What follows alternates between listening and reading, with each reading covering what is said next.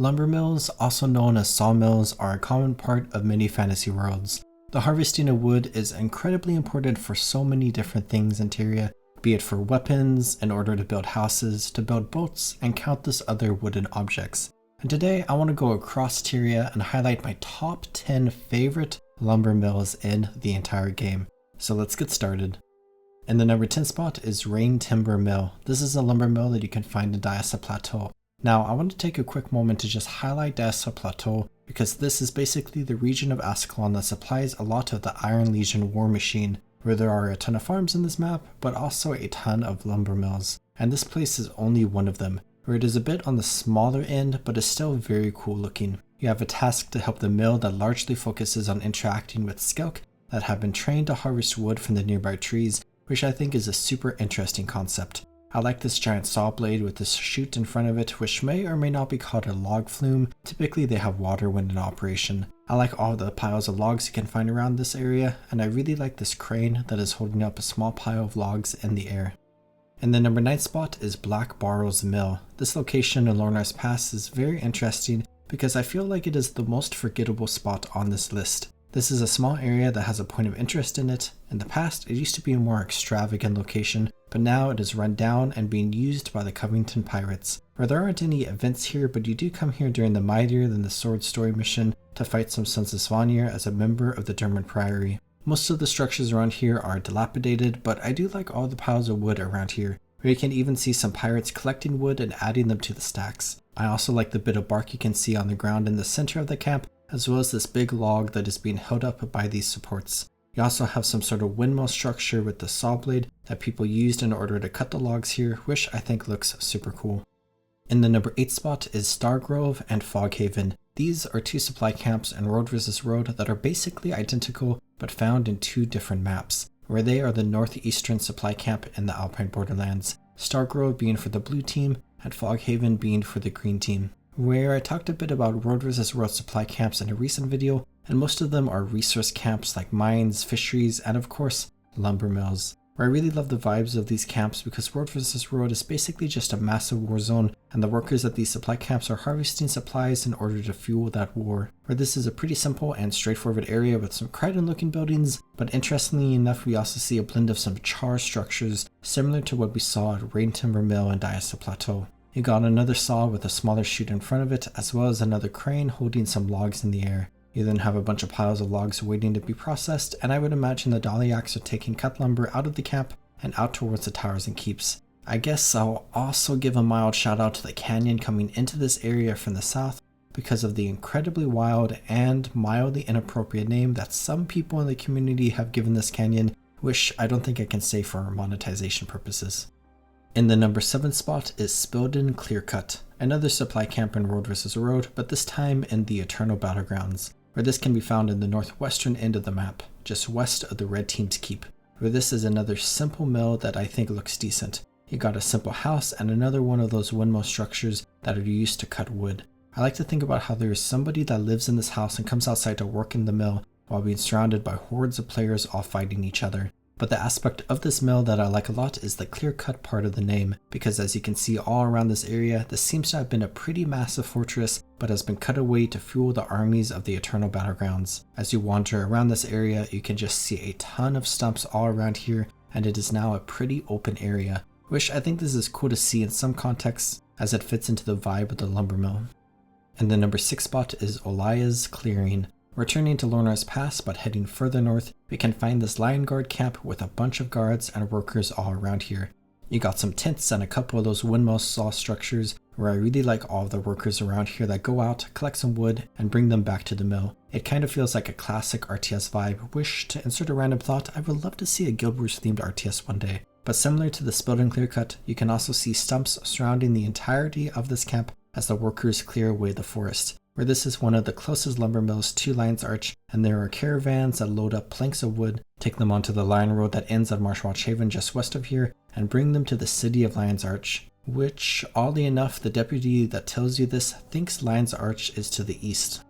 In the number 5 spot is Redreave Mill. Returning to Diasa Plateau, we can find this mill just west of Raintimber Mill, actually like very close to it as it is just on the other side of the hill. where the operation going on here is a tiny bit more extravagant compared to what the others are doing over there. This mill is kind of built into the cliffside a little bit, as there are parts of the cliff over the central part of the encampment where you can find the massive saw with the chute, which, interestingly enough, there seems to be a gap in the chute from one part to the other, which may have been caused by the separatists around here. Wish this mill will occasionally come under assault by the separatists, and you can defend it by taking the battle to them or using some strategically placed sniper rifles in the mill to shoot them from afar. Beyond all of that, you got some super classic char buildings, another crane, a cool fire pit, some cool lampposts, several piles of lumber, and also some piles of planks, which I think are fun.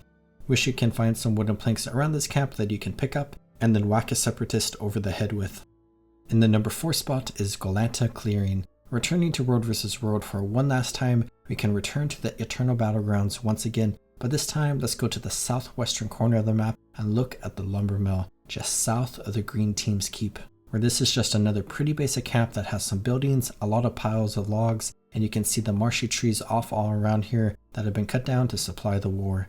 Now this specific Lumbermill is one of the most nostalgic locations in the game for me, because when I started playing Guild Wars 2 back in 2012 and started experiencing Road vs. Road for the first time, for whatever reason I fell in love with the Tower of Cloven Gully, just north of this camp, where I would sit in this tower, act as a scout for the area, refresh the siege, build up its defenses, and just escort a ton of Daliaks from Golanta Clearing into this tower, where because of that I also spent a ton of time in Golanta Clearing and just have a bunch of fond memories of this place.